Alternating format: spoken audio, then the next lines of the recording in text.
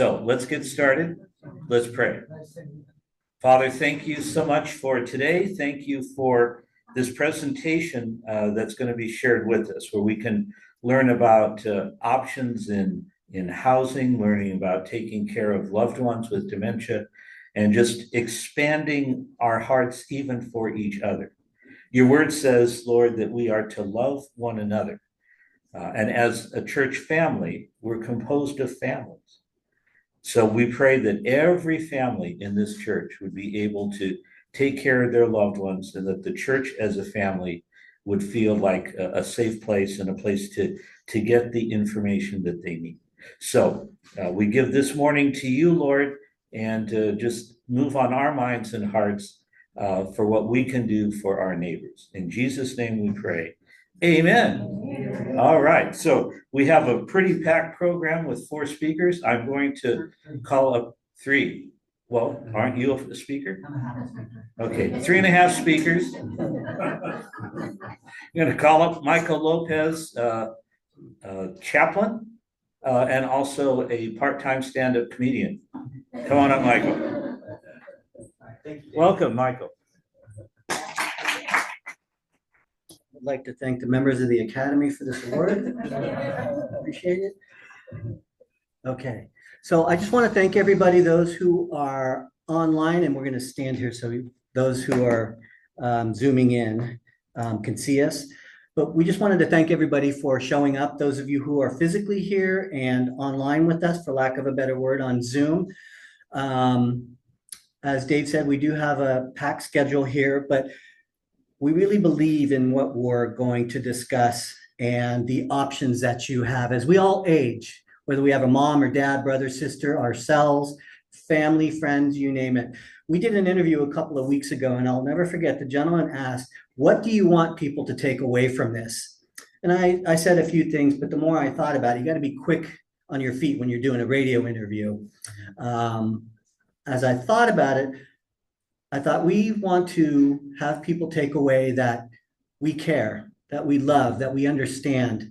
Myself, Shiv, Anita, and Jane, who are going to be presenting here in a couple of minutes.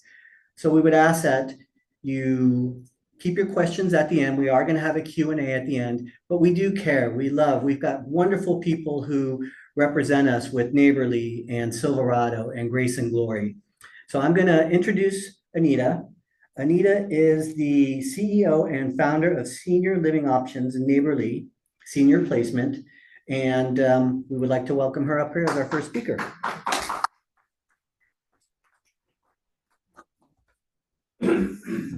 Okay, hi, good morning. Good morning. I'm going to move this to the side a little bit. I naturally like to walk around a lot when I'm presenting, but I will do my best to stay here so that everybody can see me. But thank you for having me.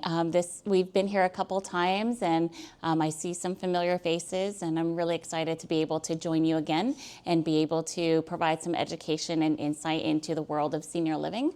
I think everybody knows a senior, whether it's a family or a friend, a neighbor, and so having as much information as you can for yourself, but then also to be a resource for others is really important. There's a lack of information out there, so I'm very thankful that my colleagues and I spend the time to try to educate people, and we're thankful for Highlands for having us here as well. So I want to talk a little bit about myself and why am I the one talking about senior living? Can you trust my information? I like to think that you can. I've worked in the senior living industry for over 22 years now. I got a very early start. And I have held a role as a regional sales director for multiple communities in multiple states, helping with their admissions department and making it an easier move for people to move into senior living communities. I hold my license to be an RCFE administrator. That means that I can own and operate a senior living community. No desire to do so. It's a lot of work. I respect those who do, but I have the knowledge base, which really helps me to advocate for my clients.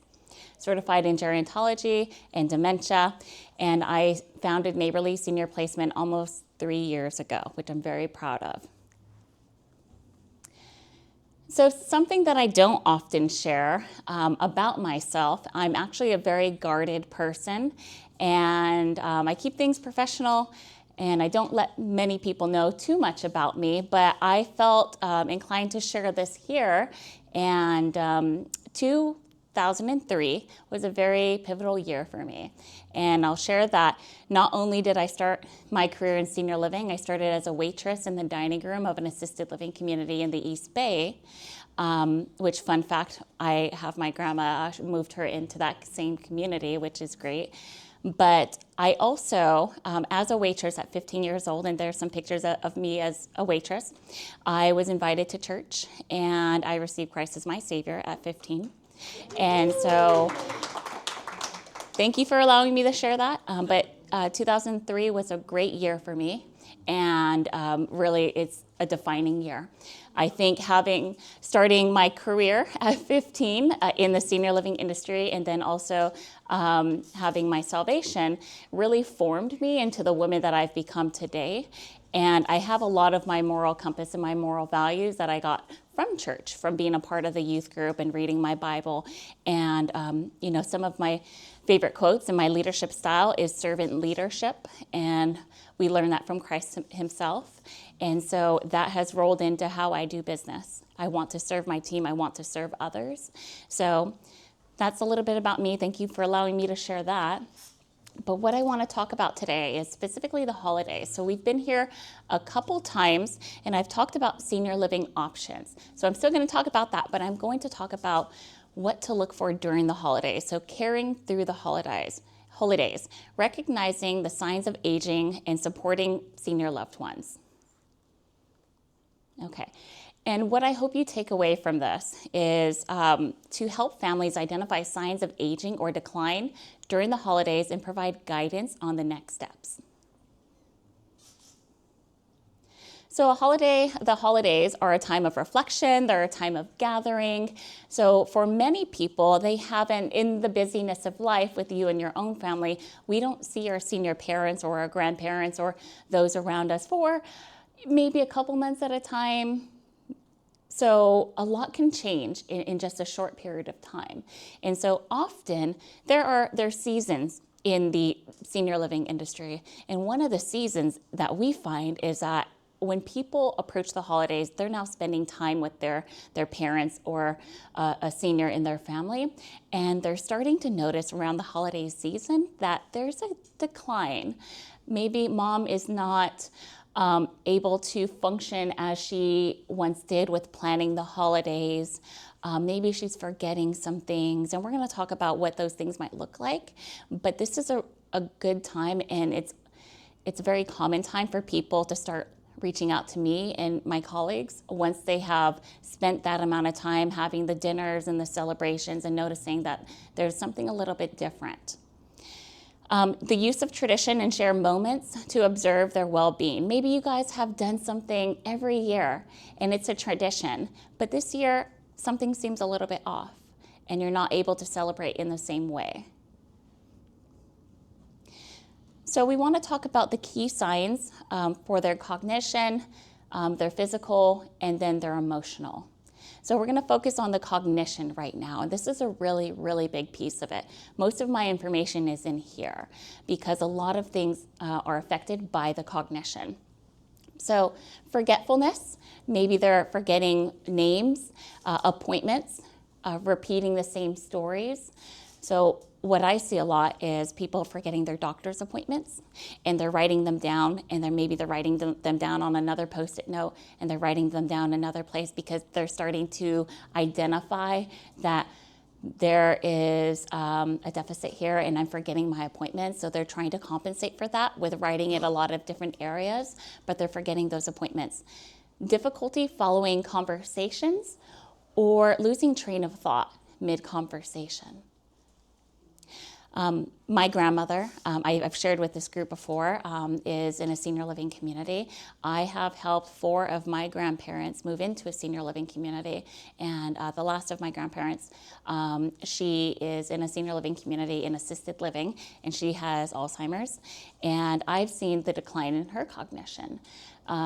And one of the things that I notice, because she can hold herself together, but conversation becomes difficult as we progress and get further along. My grandmother finds it very hard to initiate a conversation now. She has a hard time contributing to conversations. And so another slide will tell us what to do, but I like to meet her where she is. I know that she wants to talk to me, and my grandmother calls me almost every day, and I have a million voicemails from her. And I know that she wants to hear from me. And so I'm initiating that conversation. I'm telling her how me and my family are.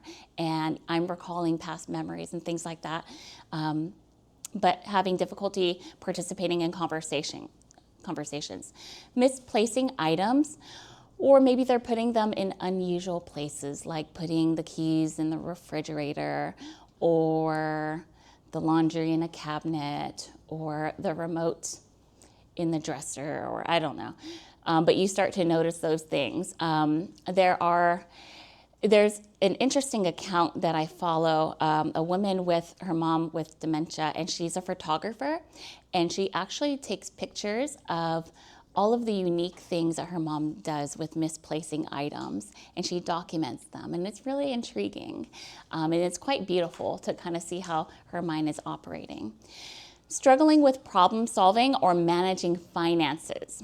So one of the first professionals to often see a decline is a financial planner. And I spoke with a financial planner yesterday for a client that I'm assisting. And they are the first person, or one of the first people to notice, because they start to mismanage their finances. And they need a lot more help from the financial planner. Or they're writing too many checks. And so it becomes an issue. Increased confusion or disorientation in familiar places.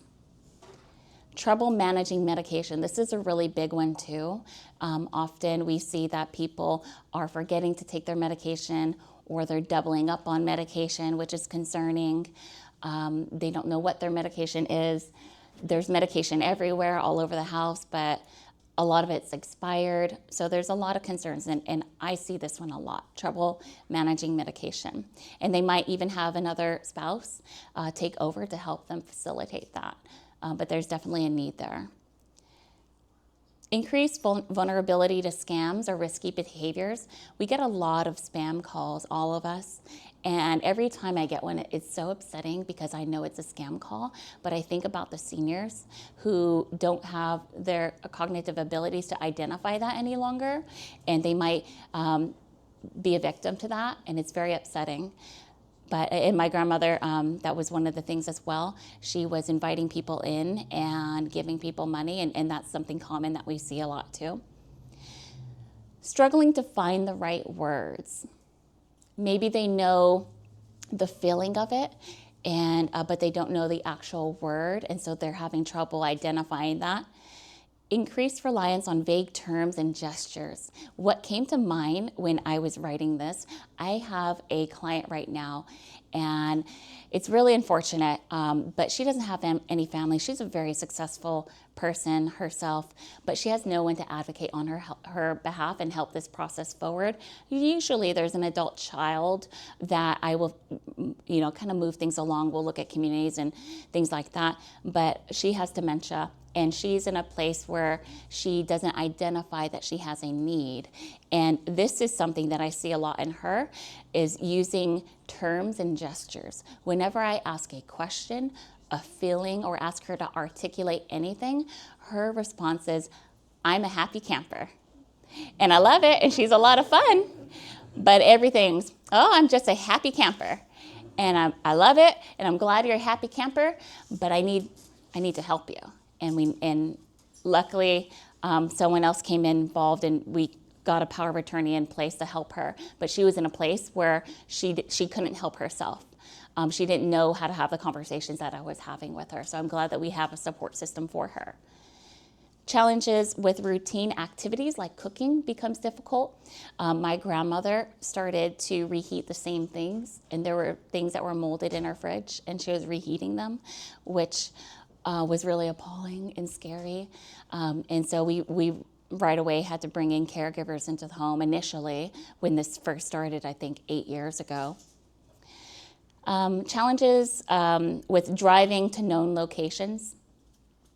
So those are the cognitive signs, and we see a lot of those, often before anything else.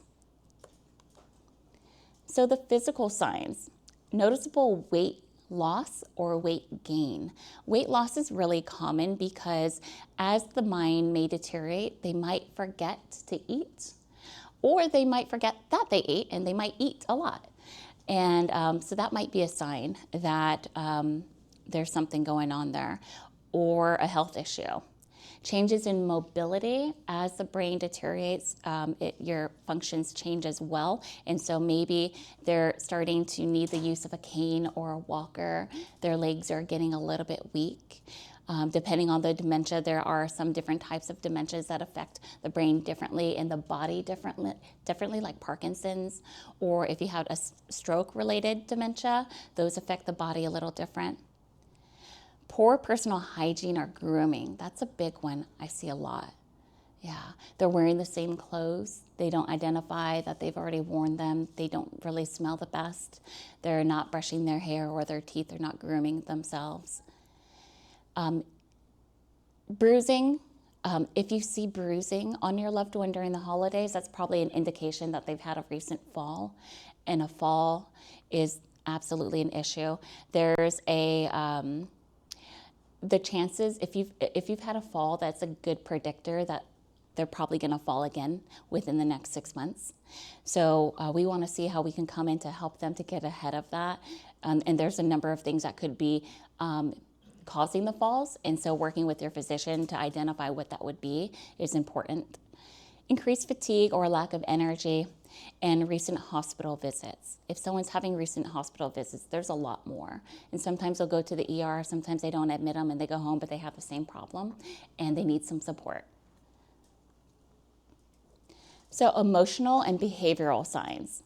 Withdrawal from social activities or hobbies that they once enjoyed. We see that a lot. People live an active life, and then most people at home, we sit down, we read, we watch TV. But it could be lonely, and when you have a dementia or you're having a decline, sometimes even the things that you enjoyed at home just become less interesting. I have clients that love sports, and one of the things that I like to ask the adult children that I usually work with is, what does your parent enjoy? What do they love? What did they do? And they say, not much now, but they used to love sports. And I have a gentleman, he was a sports writer. And while he might not be participating in that, that's something that I want to know, because we can somehow bring that into his life now at a level that he can participate. Sudden mood swings, anxiety or depression, expressions of loneliness or feeling of hopelessness. So I went to a presentation last week, and it was a neurologist that spoke, and I learned a new word. It's difficult to say, but I'm going to try. Anosognosia. I said that wrong. But the concept is that this is a part of the brain where it has deteriorated, and you are in a phase of you don't know that there is an issue. You cannot identify that you have a cognitive decline or physical decline. And so as an adult child might be telling their parent that I'm identifying that you need help, this is the problem that they don't identify. They don't see the problem. And so a very common conversation that I have with families is, we are the adult children and we love and we respect our parents, and we very much want them to be a part of this process, but their decision-making abilities are no longer there. And I think a lot of people have a lot of guilt and a really hard time understanding and acknowledging that their parent is not the same parent that has been there all their life. They no longer have the decision-making ability. They cannot identify that they have a deficit, and therefore the adult children often need to kind of take over and make that very, very hard decision. So they are often in a place of not knowing there is a problem. So they can't do anything for themselves, not even realizing that they have a problem. So what to do next? So immediate actions to take is approach it with empathy and sensitivity. Like my grandmother, I try to meet her where she is. I don't, sometimes my grandmother at this point, she will call me my mom. And that's okay. I never correct her. We just continue moving the conversation forward, and we're having a good time. And I meet her where she is. And my grandmother has sundowning, and so she's pretty sharp most of the day, but in the evening, I get the wildest voicemails, and I keep them. I don't know what I'm going to do with them, but I value them. And so I always try to meet her where she is. Consult your physician, absolutely. You definitely want your physician on board. And there's a lot that they can evaluate. Infections greatly affect both the physical and the cognition of somebody, so making sure that they don't have some type of infection to rule that out. There's also a lot of cognitive tests that the physician can do. One's called a MOCA, and it will tell you if they have mild cognitive impairment or if they potentially have dementia. There's a test that you can do. I've done it. You don't need to be a professional to do it. It's called a mini mental, and it will ask you some questions, and you can take the test on yourself, on your loved one, just to kind of gauge where the memory is. It's kind of nice, or not nice. It's kind of fun to kind of see the questions that are answered, but it will help you kind of understand where their cognition is. And then preparing documents. Most people, when they finally find me, they don't have the power of attorney set up. They don't have the trust or access to finances. They don't have end-of-life documents. And then I help them get those in order. And we can absolutely do that. But we want to have those before, so that makes an easier transition. And then speak with a senior living professional like myself or my colleagues in the room to really talk through the situation. All of us have a lot of resources. We're not just helping with one thing. We help with a lot of different things. And so if they're having falls in their home, we can talk to you about how to prevent that. If we need to look at a caregiver in the home versus going into a community, we can certainly do that. And I have more slides to my presentation that I don't think that I'll have time to go over, but the different types of senior living care and options are home care. Having a private paid caregiver in your home is an option. It is a pretty expensive option at $45 an hour to $55 an hour. And so you want to see how many hours your loved one needs, and are there any gaps that we need to fill in? And sometimes it might make sense if you're paying $20,000, maybe look at a community that's $10,000 and kind of weighing those options. Everybody's different, so we can certainly have a conversation about what's best for you. And the type of senior living communities, I've gone over this before, but independent living, assisted living, memory care for people with dementia, a continuing care retirement community, which if someone needs care, that's probably not an option for them. And then boarding care communities are a smaller home. I don't have time to go into what each one of them what they are, but I'd be happy to share these with you. I did go over them before if you were here previously. And then engaging during the holidays, some of the things that you can do, and I'll end with this because I think I might be over time, is engage and include them, involve them in the holiday traditions at their comfort level. They might not be able to participate in the way that they once did, but really look to them to see what they're comfortable with.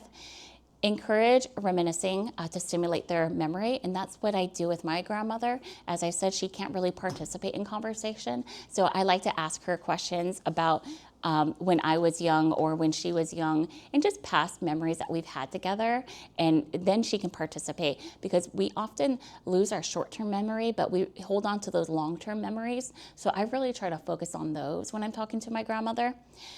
Adjust expectations, simplify activities and tasks based on their abilities, create a quiet, predictable environment to reduce the stress for them. Loud noises can be very overwhelming and stimulating. And celebrate what they can do and the ways that they want to contribute. And this is something that I have to remind myself, just even with my mom. She wants to help me, and I'm very independent, and I don't want anybody's help. I want to do it all. But my mom, when she comes over, she wants to help me with my babies. You may have seen us playing on the playground.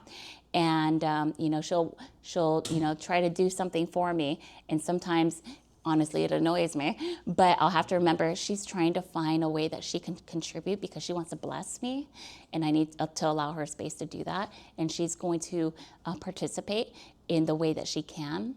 And so giving her an opportunity to do that is important.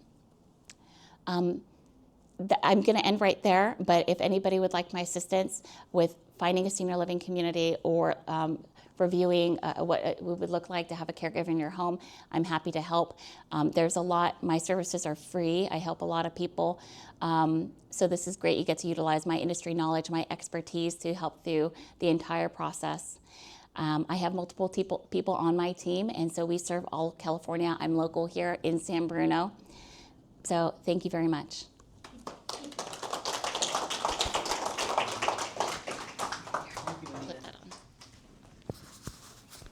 Unfortunately, there's a ton of knowledge that Anita has, Shiv, and eventually Jane, but we could be here for hours. If you do have any questions, what have you, we'll have a Q&A at the end of this, and then you could speak to each individual privately if you wish. Just to back up, there's one thing I did not say, is Shiv, Anita, Jane, and myself, we've all known each other for many, many years. And we're good friends, and that's why we all complement one another. We're not vying for different business or patients, however you want to phrase it. So we're all friends, we complement one another. Shiv is going to be next. I have one other thing. Oh, during the presentation, did some people say, uh-oh? Pertaining to themselves? No? Oh, yeah. I thought, uh-oh. I forgot it. There we go. I forgot what we were thinking. Uh-oh. I always like when Anita talks. So next up is going to be Shiv. Shiv is with Silverado, of Belmont Memory Care. Dementia 101 and Memory Care is what he's going to talk about. And Shiv's wife just had a baby a month ago or so, a little over a month ago. So he's a newly blessed father. Thank you, guys. All right, thank you, Shiv. Thank you. Good morning, guys. Thank you for having me here. First of all, it feels great to be a dad, so enjoying every moment of it. My name is Shiv Kapoor. I am a senior community ambassador with Silverado. We specialize in memory care. We're all-inclusive care, but I've been serving seniors for over 10 years. Prior to serving seniors, I was working at Google in the finance department, but everything changed when my grandma got diagnosed with Parkinson's disease. So I seen everything firsthand at home, how difficult it can be. So 10 years ago, I started working with seniors because I wanted to touch more lives and treat everybody like my own family. Today, I will be discussing about Dementia 101, and I will be diving into memory care as well. So we will be going over Dementia 101, and it does run in my family, and now I'm actually dealing with my dad who's showing signs and symptoms of mild cognitive impairment. This is prior to getting the official diagnosis. I want to add something fun here. Approximately how many Americans are currently living with Alzheimer's? Does anybody want to take a guess? Is it over 3 million, over 6 million, 8 million, or about 11 million? 11 million. Good guess. Anybody else? It is actually more than 6 million. As of December 2023, we had 6.9 million Americans who are currently living with the dementia, Alzheimer's, and I believe at the end of next month, we're gonna have a new report, so I can guarantee you it's over 7 million. And I wanted to actually show you the difference between a healthy brain and a brain that's impacted by Alzheimer's. So on my right, it's a healthy brain. On my left, you can see the brain is shrinking, is starting to kind of like die down. The plaques are dying, neurons are dying. So outside, person with dementia looks completely normal, but it's impacting their brain internally. And people with dementia, they can live with this for 10, 15. It is a long-term disease. So it's affecting their day-to-day ability, thinking, because their brain is actually slowly dying from inside. What is dementia? Dementia is basically a word for loss of brain function, ability to live and increase independence. And then I also want to mention is that dementia is not a normal part of aging. And dementia does cause memory loss. It affects our thinking, speaking, and making decisions. And it does interfere with our daily activities of living. So whether it's shopping, whether it's driving, doing personal hygienes. For example, when my grandma, before she got diagnosed with Parkinson's, she was, like Anita mentioned earlier, she was putting things in the freezer that didn't belong there. like holidays are coming up. We had always huge families that get together. Every year, Grandma was always helping with Thanksgiving, but we noticed this year she wasn't able to do the same task. She wasn't able to cook for everybody. She was stressed. So these are some of the signs that we should be looking out with our family, especially that we're getting together during the holiday seasons.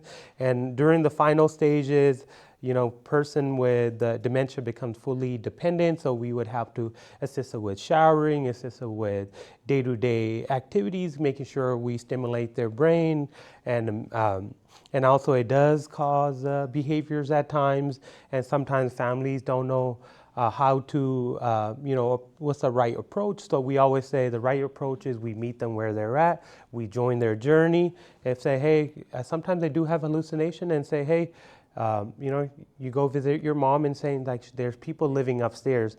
We can take mom upstairs and say, hey mom, there's nobody there, but to her it's real. So we just have to join her journey. I attended a presentation last week by a neurologist and said, hey, we just tell the mom they are real and say, hey, we met with them upstairs. Looks like they won't be coming down stairs anymore. They're actually paying rent to your son. So now they no longer have issues. So as long as Grandma knows they're not coming down, they're staying up and they're paying rent, she's happy and she's not bothering her. So we just have to find the right technique that works for them. And then also, when people say dementia is very vague. It's like an umbrella term. There are over 100 different mixed dementia terms.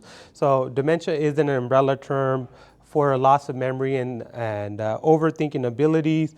That's abilities that interferes with their daily life. So some of the types of dementia diagnosis are Alzheimer's, Lewy body, vascular dementia, frontotemporal dementia, Huntington, mixed dementias. And so there are different types and there are different things you should look out for. Another question for you guys. What is the greatest known risk factor for Alzheimer's disease? Does anybody want to guess? Is it genetics? Is it family history? Or is it age? Age. You're absolutely correct. So age is the biggest factor of dementia, Alzheimer's. Anytime somebody turns 65, every 5 years after that, so once you turn 65, once you hit 70, your chances of getting dementia doubles. And it doubles? It doubles 5 years every after 5 that? years after that. Oh, wow. Yeah. That's scary. Mm. Bill And thinks he's got it already. we can do a mini mental exam and see where they're currently at. And it doesn't hurt. And I always tell families, the earlier, He's fine. and there's a lot to do at home, things you guys can do to slow down the disease process. So the best thing you can do is start researching, start getting that education. We always tell families is delayed treatment is the worst thing you can do. If you start the treatment at an earlier stage, not only we can slow down the disease process, we can improve cognitive levels, and we can make sure they have a quality of life too, and making sure the family is educated so they know the right approach. And so I actually created a full packet. Everything I'm presenting today in this presentation, there's a package in the back, there's books about Silverado. So these are actually 10 early signs and symptoms of Alzheimer's. So make sure you guys get a copy of this at home. Maybe put it on your fridge. But if you know somebody that has memory loss, their daily living is being disturbed. They have challenges making plans or problem solving. Like I mentioned about Thanksgiving, maybe grandma was able to prepare food for everybody, get everybody invited. But now this year she's having challenges. She's not able to reach out to everybody. And when you do visit grandma, it looks like, she needs some help. So I always say dementia doesn't have holidays. The holidays do not delay dementia. So even during the holidays when everybody's off, we have Anita, myself, Grace and Glory Hospice. We're all available 7 days a week. So definitely get that education started. I won't go over everything because I do have limited time, but I actually have a collateral for you guys. This is progression of dementia. So Nexus this is a very special collateral. This is created by Silverado.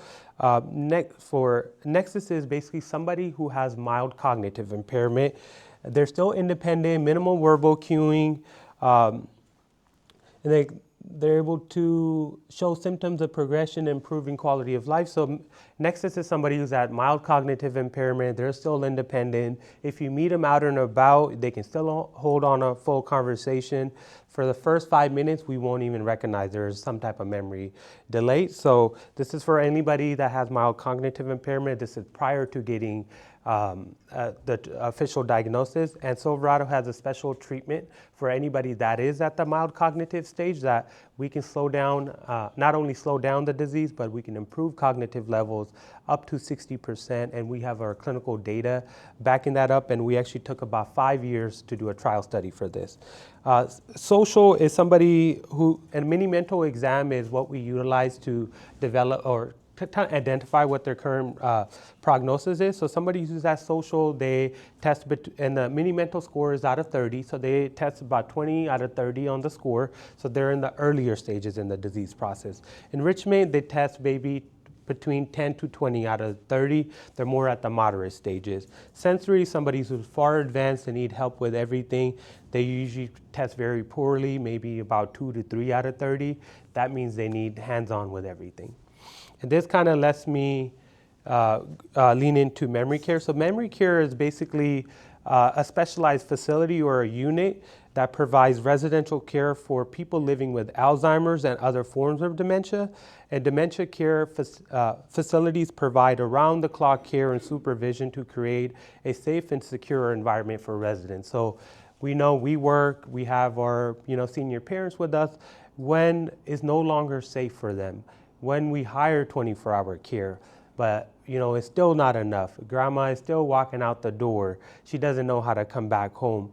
Maybe the one-on-one care or doing stimulation, but grandma's still isolated. She needs that personal connection. So that is the right time to start looking for whether it's assisted living, whether it's an independent living. And if they have some type of memory impairment or if they have a mild cognitive impairment, I would definitely suggest looking into memory care. There are several facilities that provide multiple different services. So there's communities that provide independent living, they provide assisted living, and then they have a memory care unit as well too. Their main focus is, yes, they have memory care. Those memory care residents are usually locked away in a unit or a small section of the community. They don't have access to the rest of the community. So if it was my personal family, if I was looking for a memory care for them, I would look for a place that only specialized in memory care. And so let's say, for example, my father-in-law was diagnosed with cancer 2 years ago. At that point, when you get diagnosed with cancer, you reach out to your cancer specialist, right? Versus reaching out to the primary care physician. So same thing when somebody that is impacted with memory impairment, please reach out to those standalone memory cares. But other communities, they provide just as good services as well too. So I mentioned about Nexus. Nexus is a Silverado only program, and this program actually got us a reward for Alzheimer's Disease International. Has anybody looked into dementia care villages in Norway or Denmark? Has anybody heard of it?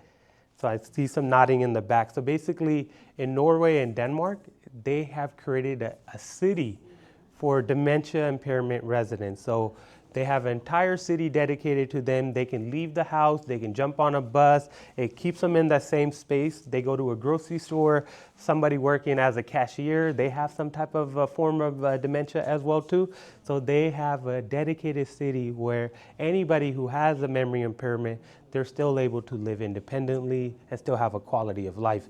So our CEO, Lauren Shook, did a presentation at Armenia, and people from Norway, Denmark, they were there. They were so impressed. They approached Lauren aside.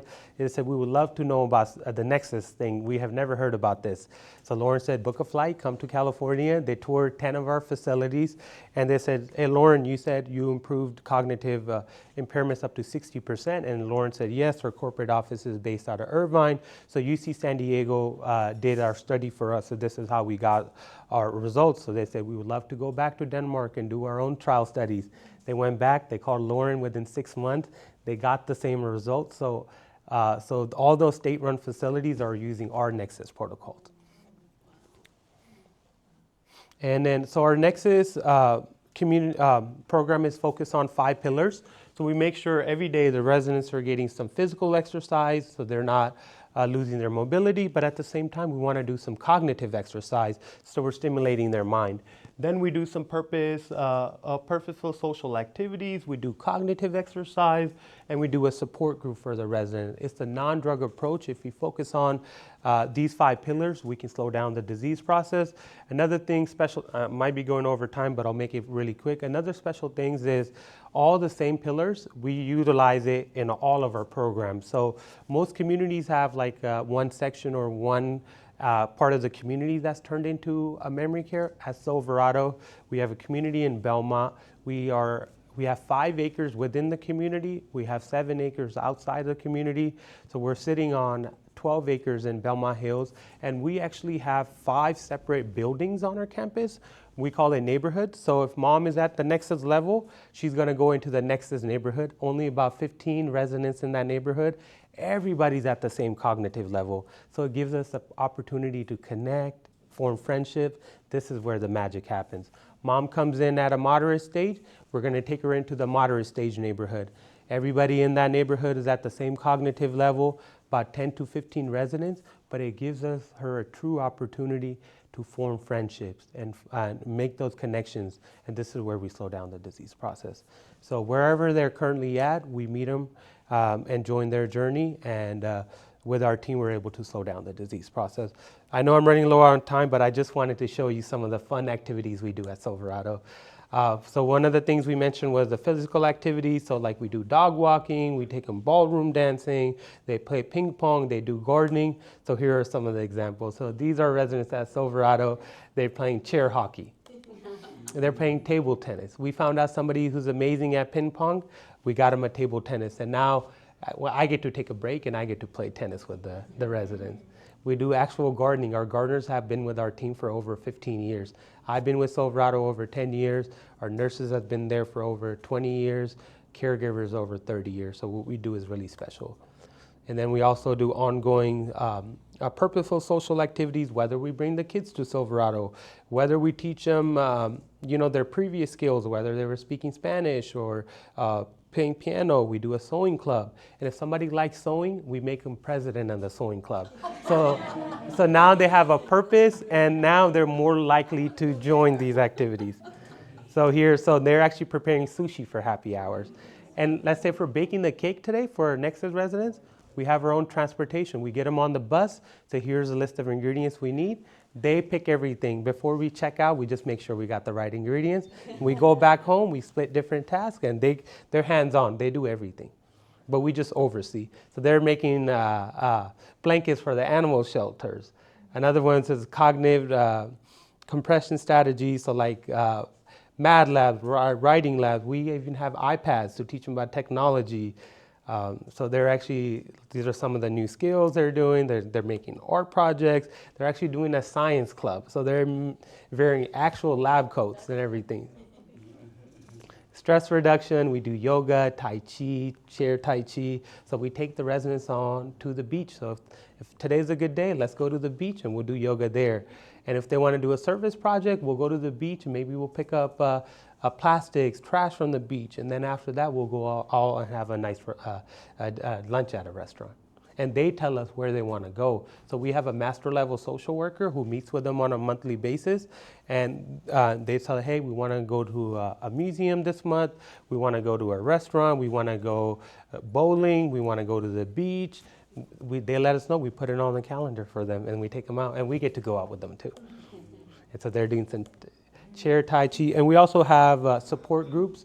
And then say that for especially those individuals at an early stage, there has been some improvements and positive feelings, especially if we interact with them. We let them know what are some of the things that's bothering you, what are the things that upset you, so we provide support on that. So we host monthly support groups. Dulce used to host one of these, so she just walked in. And if anybody has any questions, we can go over that at the end. But thank you so much for having me here today.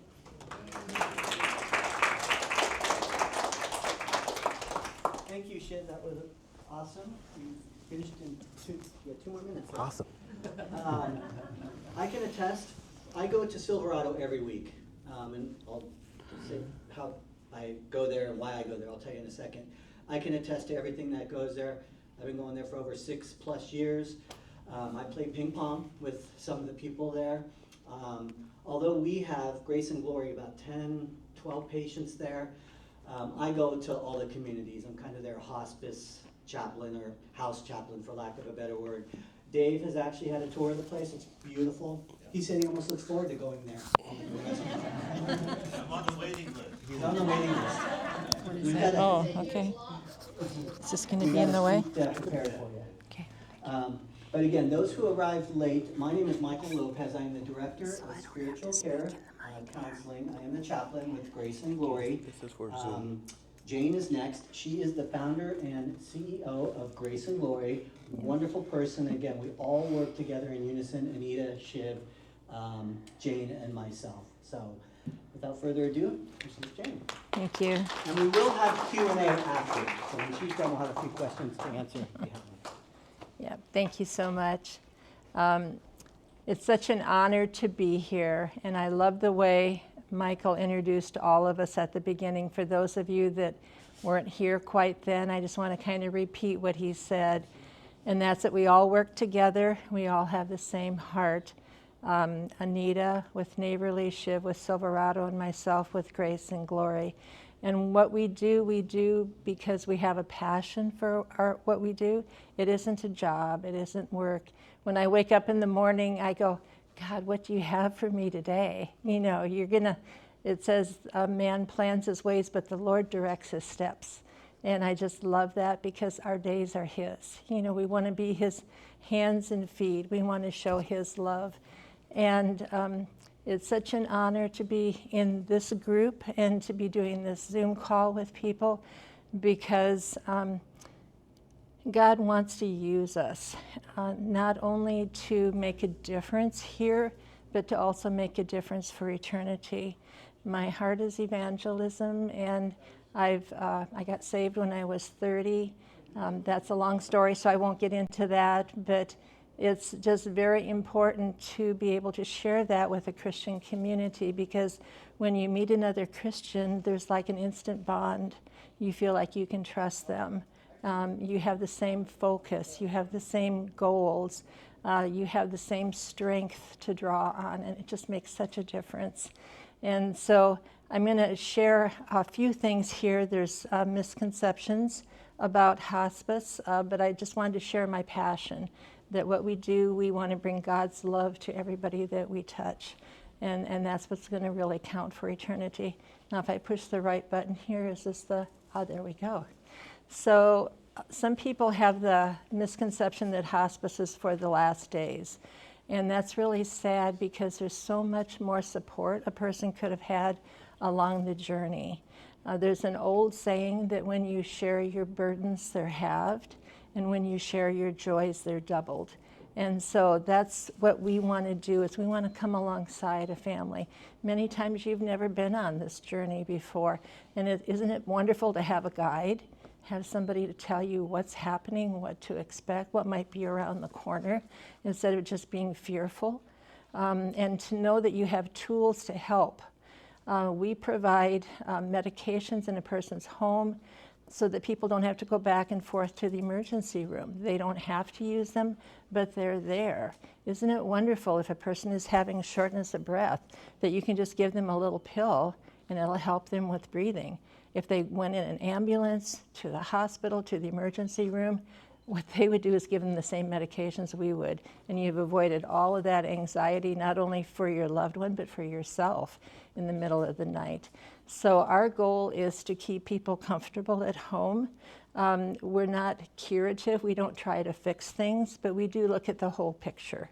And many times people feel like all they want to do is just be around their loved ones at home. They don't want to be in a hospital. The majority of people, when they're asked, you know, where would they want to spend their last days, it would be at home with their loved ones. And we make that happen. So going to the next point here, Hospice is a place. It isn't. It's not a home that you go to. It's there are places that people can be at. We can serve people in a skilled nursing facility. We can serve people at Silverado, and we do. We can serve people at assisted living, or board and care. We can serve people in their own home, and what a blessing. You know, we've had people that have been in the hospital, and especially during COVID, my gosh, everybody remembers the tragedy of all of that. We had people that just wanted to come on our hospice so they could come home and be with their loved ones, because they weren't allowed in the hospital, but we could care for them at home, and we did that for many people. Another misconception is that hospice is expensive. Well, guess what? Hospice is truly one of the things that's free. You don't have to pay for hospice. You paid into Medicare all your life, and now this is a Medicare benefit that you're entitled to. So many people don't even take advantage of it. So hospice is a free service. If you have Medicare or Medi-Cal, or many times private insurances, that will pay for our services. And we'll go on here to some other screens. We have some testimonials here. The truth that hospice is really a gift. These are just short, so I'm just going to read them to you. The first testimonial was from Erica. She said, "These special people made our lives so much easier during a very difficult time, and we felt blessed to have them." Renee said, "Grace and Glory Hospice has been a dream come true for our mother because she trusts Jane." You know, and I am the CEO, I am the founder, I am a registered nurse, but I know all of the people on our care. That's one of the advantages of having a smaller hospice, a family-owned hospice. It's not a big corporation. I give people out my cell number. So isn't it nice to be able to call somebody on the phone and get the CEO when you call? If there's any problems, we can just take care of it. The third one, "I'm filled with tears of joy when I think about all that you did. And I'm grateful there are people like you in this world." That's from Chris. It kind of brings tears to my eyes, because Chris is one of those people who had his mom in the hospital and just wanted to have her at home. And it was like on a weekend. And you all know hospitals try to get people out of the hospital on the weekend. And that's when most hospices don't rise to the occasion. They say, "Well, call us on Monday," you know, and the person may not be there on Monday. So we did a lot of things to make this happen for Chris. And that's the comment he had for that. Excuse me. It's hard to be passionate about something and not have tears. You know, there's a verse in the Bible I share with families that says the Lord saves our tears in a bottle. And that's a wonderful verse, because when families are crying, I can let them know that God sees every tear. The last one from Deborah, "Jane and her wonderful team spent hours truly listening to my parents' concerns and answering questions with gentle honesty." And that's one thing about our hospice. The reason I wanted to start my own hospice, I've been a director of 6 different hospices in the Bay Area. I've started 2 other hospices for other companies, and I've seen good things and bad things. And I found out that, and anyone in management knows this, or that owns a business, or has a church, that the only way you can control the culture of a company is if you're at the top. And so that's why my husband said to me a few years ago, "Let's start our own hospice." And by God's grace, we did. And we don't call it our hospice, we call it God's hospice. And that's why we named it Grace and Glory. It's by His grace and for His glory. And so it's just wonderful to be able to do what we do and enjoy what we do and make a difference. And we are Christian owned, but we're interfaith. We service people of all faiths. We have staff that are of different faiths or no faith. A majority of our staff are Christian. Excuse me, I'm just going to need to take a second here. I brought my reinforcements, excuse me.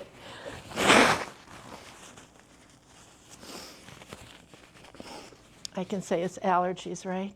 Tears are liquid love. Tears are that. I love that one. Thank you. Thank you, Dave. All right, so our hospice team, I don't do it alone. I have a medical director who's amazing. His name is Dr. Robert Clough. We also have another doctor, Dr. Chopra. Dr. Clough is a neurologist. I mean, when somebody is dealing with dementia, how much better can you have it than have a hospice medical director that's a neurologist? My gosh, he's also a pain specialist. We are really the experts at keeping people comfortable.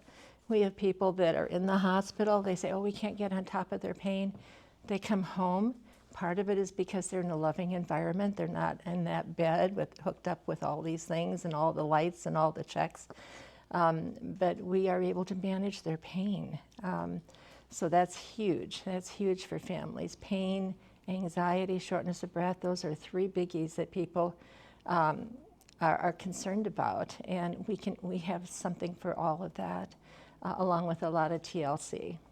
We have our registered nurses, LVNs. We have spiritual care. Michael is our lead spiritual care director and does an amazing job. He's mainly on the peninsula here, so you're all fortunate to have him. We have our social workers. Dulce is here with us. She's here on the peninsula as well. We have people that speak different languages. Dulce speaks Spanish. We have people that speak Cantonese, Tagalog, all different languages. We have volunteers. I'm just going to put a little plug in here because I don't want to forget it. But this is a little flyer, and I love these ladies and men up here. They are seniors. I won't say elderly, but they're seniors, maybe empty nesters that want to do something, and being a volunteer for a hospice or any organization is a wonderful way to just show love and be that servant. Nita talked about being a servant, and we are a servant hospice. On the other side, there's a young man, so all different ages can be volunteers. So if anyone is ever interested in that or knows someone, we can give you more information. And then we have our home health aides. They come in, they provide personal cares for a person. They help with bathing, with showers, changing the linen on the bed. They come 2 or 3 times a week. They help out at the facilities like Silverado, and we all work together, and that's all free. I mean, who wouldn't? Plus, we provide hospital beds, we provide oxygen, wheelchairs, even a reclining wheelchair. Not one of these that you have to sit straight up in all the time. You can actually recline in it and take a nap. So this is all free, and it's something that is there for you. There we talked about medications as well and the medical equipment. Hospice is a Medicare benefit that you are entitled to. Your loved one is entitled to. And it's important to do what we're doing right now to hear about this, to hear what your options are. So many people don't know. My gosh, now you're educated. You're the knowledgeable ones. You can share this information with other people, and how wonderful that is.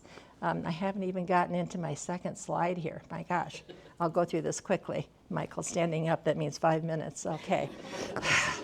All right, hospice is not a scary word. I hope you can see that it's a gift. If anything else, know that it's a gift to your loved one. This is our family, and my husband and myself, my youngest son, James, he's our administrator. Gloria and her husband, it looks like, anyway, I don't quite have the word, very handsome man. But we have a wonderful family-owned hospice. This is some other pictures. Flora, our care coordinator, our son Daniel, who does the DME. So we all care. You know, when families work together, you work hard, don't you? You work hard for a reason, and it's not because of the paycheck. We serve 5 counties. We serve Alameda, Contra Costa, Sacramento, San Joaquin, and all of San Mateo County, which runs from South San Francisco down to Palo Alto. So a large area, and we have nurses available in all these areas. What do? We talked about our hospice team. volunteer visits. We advocate for seniors. We work with other services, and that's exactly what we're doing today. We care for people in their homes. We bring them home. We help educate about a terminal disease or symptoms. For men in the room, I like to say that we give you tools in your toolbox so that if there's something that happens, you can fix it.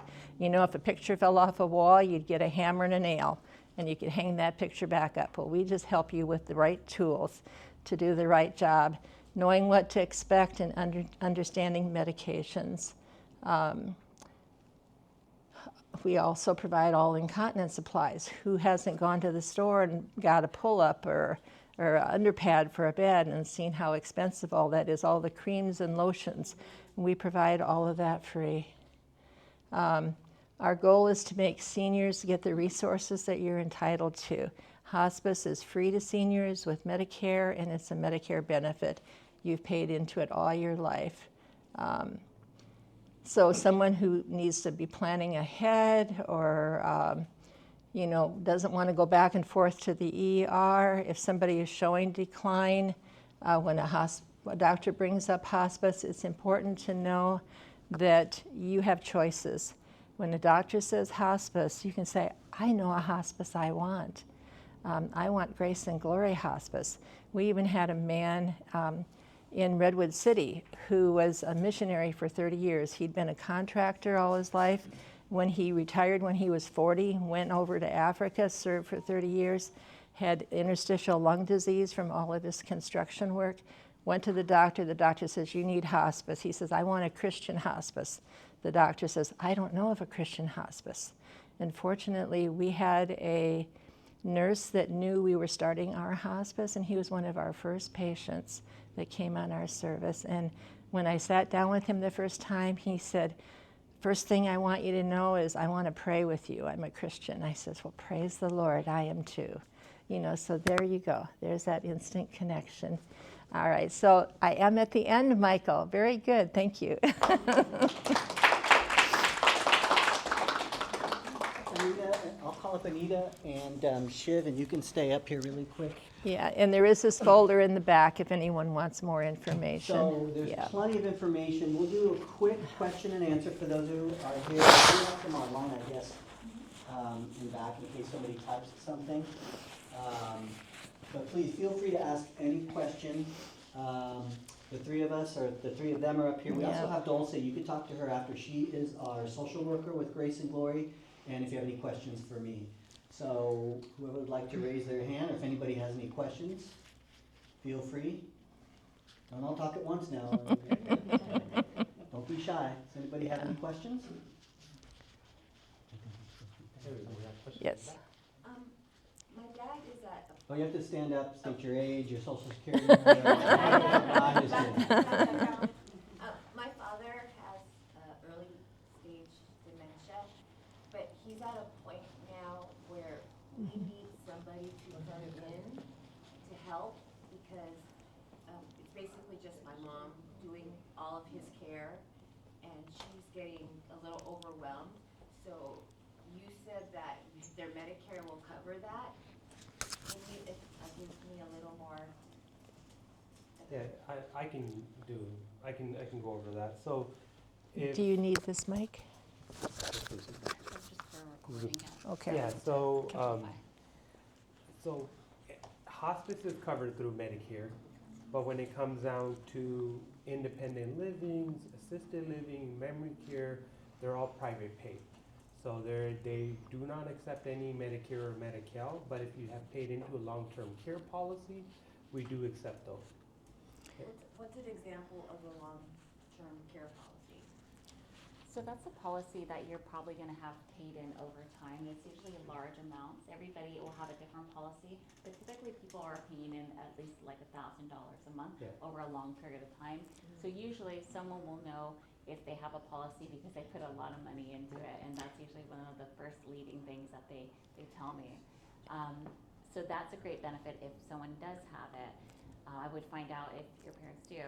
But if they, there is an option. Most home care is paid privately, and we mentioned earlier that's about $45 an hour to $55 an hour on the peninsula. But there are options if someone has Medi-Cal in place, then there is in-home supportive services through Medi-Cal. Now you do have to go through Medi-Cal to apply for that, but they can set up a caregiver to come to the home to relieve some of your mom's caregiver duties and see how many hours he might need. Yeah. What if there is no Medi-Cal in place? Then I'd probably want to have a further conversation for planning because you know, it's your options are you can pay privately or we have Medi-Cal. And so if you're kind of in between, we might have a conversation and I might connect you with one of my insurance colleagues that helps clients to maybe reallocate funds in order to qualify for Medi-Cal so that they can receive the benefits if they're close to that. Yeah. We have like a financial program. If somebody don't have the funds, but they lived in the Bay Area and they own a property, so we have our own financial team that they don't have to worry about the funds right away, but in the future when the property gets sold, then this is where we'll get paid, but there's no delay in care. Another thing is Anita mentioned is private home care companies do charge about $40 to $50 an hour, and it's just caregivers coming into your home, just making sure they're safe, so that way they're not in and out the hospital. But at Silverado, since you mentioned they're at the earlier stage, our Nexus program is about $17 if it's shared room, about $22 if it's private room. But not only they get the 24-hour home care, they have a medical director, a doctor oversees their care. We have a full-on nursing team, so it's almost like a mini nursing home, master level, social workers, and we're known for our brain and health programming, which is a day-to-day activities, and we'll give them an opportunity to slow down the disease process. So just depending on, you know, what works best for the family. You know, if you can get IHHS, which is free, so that's usually the best thing. But in the future, if you decide to get, you know, private home care agencies, just know that there's other resources available, and you can reach out to Anita. She knows everybody on in the area, or you can reach out to us too. The goal isn't to move everybody into Silverado, but we just want to let families know we know everybody and we have the resources, so we will guide you to see what is best for you and your family. Absolutely. And don't look for a caregiver on Craigslist, okay? No, Yeah. absolutely not. Be careful. So it's very much big picture, so it's worth a conversation with one of us Yeah. because there's other questions we'd probably have for you to see what would be. I most just wanted to appropriate. mention though, long-term care is usually associated with a life insurance policy. So you'd have to check with your life insurance policy and, yep. I think that there are a lot of caretakers in the room, and it might be helpful to say at what point does Medicare say hospice is appropriate here? So, 'Cause short of that, yeah. I love all your other options. yeah. So as far as hospice, we do free evaluations. You know, we will send a nurse out because you're not an expert. You don't understand hospice like somebody that does hospice. So you don't even need a doctor's order for us to do an evaluation. So my cards are back there. These folders are back there with a lot of information. Contact us, say, you know what, can you evaluate my loved one? Can you see if they're appropriate for hospice? And it's amazing the different criteria. For example, someone with a cancer diagnosis, I know we're talking about dementia, but just to show you how so many times people could take advantage of hospice sooner rather than later. Someone with a cancer diagnosis, if they have stage 4 cancer and it has spread anywhere in their body, and they're not doing chemo or radiation, they're instantly available. It's like a slam dunk. They can be holding a job, driving a car, living by themselves, but they're still eligible for hospice services and all this support, just because cancer is something that it can change quickly, you know, and it's better to have somebody keeping an eye on them, advising them, but the support is there. With dementia, if somebody speaks 6 words or less, then they qualify for generally Alzheimer's. That's one of the big criteria. There's a FAST scale for Alzheimer's, and that would be classified as a 7A, where they speak 6 words or less. Sometimes people only speak 1 word. They also need some assistance with their activities of daily living. If they need a walker to get around or a cane, that also helps qualify them. If someone has had Any falls, that's also something that shows decline. If someone has had any infections, urinary tract infections, respiratory infections, that's something that also qualifies them. If they've had emergency room visits, anyone that's had more than 2 emergency room visits in a month really should be evaluated on what's happening with them. And a lot of times doctors have the mentality that I only can talk to the family about curative things, and the family just wants help. They want support, you know, and so doctors have a hard time changing their hat around. It's a paradigm shift sometimes to switch from curative to comfort care, you know, and the word palliative is often used. Palliative can be 2 different things. It can be palliative curative or palliative comfort. Hospice is palliative, but we don't focus on trying to fix things. We focus on keeping someone comfortable and letting nature take its course. I think what you said, though, about you don't have to have Alzheimer's or dementia. For hospice, it's end of life, correct? Right, any terminal diagnosis, COPD, congestive heart failure. Do we have anybody online I'm going that to has a question? add on to this before we take any next questions. I know Jane mentioned that people are usually scared of the word hospice, but the service is amazing. And for example, Bless for you. somebody who's not educated about the service, they don't utilize the service sooner, and they usually gets recommended from a physician when they're in the final stages. So if you utilize hospice, then people think hospice perception is dying, but hospice is actually about living. So what we tell families is, if you get the service sooner, you'll get the full benefits of the service, and they actually have an opportunity to graduate from the service. Yeah, yeah. And then you can always, if the condition changes, you can apply for hospice Yeah. again. So I always tell families, if you're not sure if your loved one needs hospice or not, have somebody or give Jane a call. They can come out and do an assessment. Yeah. It's always best to get the full service versus just getting the help in the final stages. And if they don't qualify for hospice, then I refer to other good groups like Anita and Shiv. Just want to be clear, when you say terminal illness, we're talking about time. Somebody was diagnosed less than 6 months, or Absolutely. Yes. But again, that Dementia, time comes to yeah, God. So yeah. somebody can say we have Yeah. 6 months or less, but we have people that get that extra help, Yeah. and then we're able to reduce Yeah. the stress, so they actually get better and they live longer. So Yeah. on hospice, we actually do live longer if you start the hospice services sooner than later. We've had people on over a year, right? Or Yeah, we have, but they've showed decline, you know, but it's slow, gradual. And when you talk about dementia, we all know that's sometimes very slow and very gradual and a long process. But we've had patients with COPD, with respiratory problems, that the doctor has never told them about lorazepam. Oh my gosh, you know, and that's a rescue medicine. And so they come on our service, we show them the tools they got in their toolbox, they get better, and we do graduate them. We've had people with different diagnoses that we've graduated. Even dementia, people will, because of the good care, they'll kind of stabilize. And so then we can have them come off our service. We connect them with a home health company or something else to help. And so it's all about not falling through the cracks, isn't it? You want a safety net. So when you get connected with one of us, you have a safety net. You're not going to fall through the cracks, and that's important. anybody else have any questions? Yes. Hi Jane, good to see you again. Yes. So I have a very close friend from college. Mom is on feeding tube for Okay. illness. They are so afraid to talk to hospice. We've been going back and forth, discussing the mom and how she's been going back and forth. The hospital, I'm like, just talk to a hospice Yeah. person.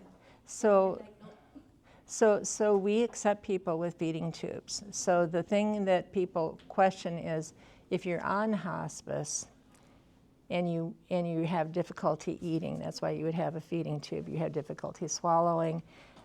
You can't stay on our hospice and go get a feeding tube.